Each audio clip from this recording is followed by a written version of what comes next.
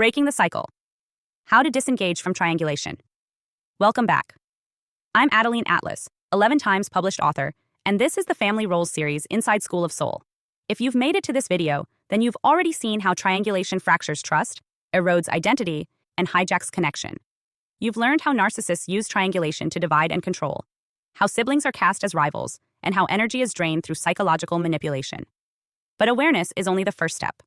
This video is about breaking the cycle, how to actively disengage from triangulation and begin rebuilding your internal and external boundaries from a place of clarity, not guilt. Let's get something straight at the outset. Triangulation isn't just something that happens, it's a system. And like any system, it survives through participation. When you stop participating, the entire mechanism starts to fall apart. That doesn't mean it disappears overnight. It means you begin to reclaim agency in spaces where you were previously trapped in roles. So let's walk through the tactical path out of triangulation, what it looks like to consciously exit the emotional chessboard and start leading your life from directness, autonomy, and truth. The first practice is simple but non-negotiable. Seek direct communication. One of the key ingredients in triangulation is misdirection. You're constantly hearing about someone else through a third party, usually the manipulator. That creates emotional chaos. It primes you to react based on incomplete or twisted information. And it ensures you never speak to the actual person involved. That's by design. The manipulator wants to control the flow of communication so they can control the emotional response. So your job? Go direct. If someone tells you what another family member said about you, verify it. Reach out to that person, without drama, without assumptions, and ask.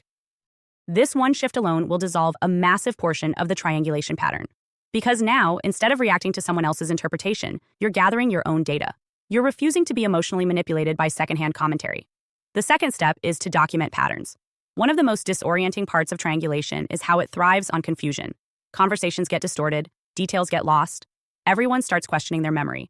That's the point it keeps you reactive and unsure. That's why writing things down matters. Keep a log mental or written of who said what, when, and in what tone. You're not doing this to obsess. You're doing it to clarify. This is how you build a factual map in a system that's designed to erase clarity. Once you start tracking patterns, you'll see the repetition.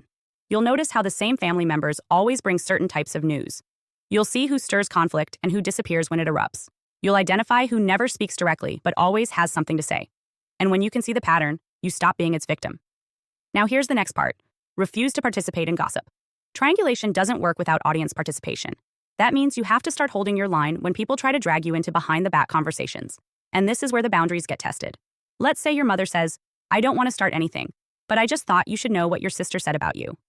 Instead of nodding, reacting, or taking sides, you say, "If she has something to say, I'd prefer she say it to me directly." Simple, clear, non-reactive. What you're doing here is cutting the triangle mid-construction. You're refusing to be the recipient of emotional bait. This will make people uncomfortable. That's okay. You are not responsible for their discomfort, you're responsible for your own alignment. And staying out of the triangle is a form of spiritual hygiene. Now let's talk about what to do when triangulation is happening in real time. Let's say someone's trying to use you as a buffer, a spy, or an emotional dumping ground. You need a direct, calm, and repeatable sentence. Something like, "I'm not comfortable being in the middle of this," or "I'd prefer not to speak for anyone else." What that does is interrupt the pattern without escalating the drama. You're not making accusations, you're drawing a line. And the more consistent you are, the more the manipulator will realize you're no longer available for their game. At this point, it's time to set firm limits. If there are people in your family who consistently use triangulation to stir conflict or enforce control, you don't owe them endless access to your time, energy, or emotional availability. Boundaries can include refusing to engage in conversations that involve people who aren't present, not responding to texts or calls that are emotionally baiting, ending a visit or phone call when the pattern emerges, choosing limited or structured contact, like email only or time-boxed calls. This is where you reclaim your power. You don't have to explain yourself. You don't have to make them understand. You only have to hold your boundary. And if that creates backlash, let it. Their discomfort is a sign that the control loop has been interrupted. Let's talk about something that often gets overlooked: the guilt that comes with exiting a triangulated system. This guilt doesn't mean you've done something wrong. It means your nervous system has been trained to equate peace with betrayal. That wiring needs to be overwritten. And the only way to do that is to let the guilt rise and not let it make your decisions for you. Now here's the hardest truth of this entire process. You must choose truth over loyalty. In dysfunctional families, loyalty is often used as a weapon. You're told that staying silent is noble, that taking a side is betrayal, that speaking the truth will tear the family apart. But let me be clear, loyalty to dysfunction is betrayal of self. Choosing silence when harm is happening is not love, it's compliance, and you cannot heal while protecting the system that wounded you.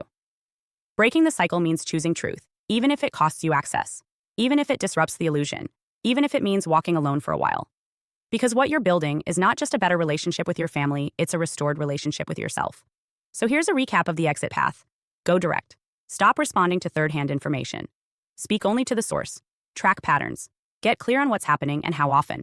Don't play messenger. Refuse to carry emotional data that isn't yours. Name it calmly. When triangulation appears, say so directly and without aggression. Set limits. Not every conversation needs to be had. Not every person deserves access. Break the guilt script. Feeling bad isn't proof you're wrong, it's proof you're growing. Stay loyal to truth, because that's the only foundation real relationships can stand on. Triangulation only works when you agree to play your assigned part. The moment you stop, the whole structure begins to fall apart. You don't have to confront everyone. You don't have to get them to admit anything. You only have to stop participating and reclaim the emotional, psychological, and spiritual real estate that's been rented out for far too long. This is how the cycle ends, with clarity, with boundaries, and with a nervous system that no longer confuses chaos with connection. Hi, I'm Adeline Atlas, 11 times published author, and what you just watched is part of my signature program, the Chosen One series inside School of Soul. This series is not just a course, it's a blueprint for those who know they were different from the start. The black sheep, the scapegoat, the truth teller, the cycle breaker. Inside, you'll discover the family roles playbook, the golden child, the scapegoat, the enabler, the lost child, and how to finally step out of the part you were cast in without consent. How the black sheep becomes the goat, turning rejection into radical transformation and leadership. How to break generational curses and rewrite ancestral contracts so the pain stops with you. And how to recognize and escape modern forms of spiritual and technological targeting, from gang stalking to synthetic synchronicity. This isn't just about survival. It's about awakening, about reclaiming your voice, your lineage, and your destiny as one of the chosen ones.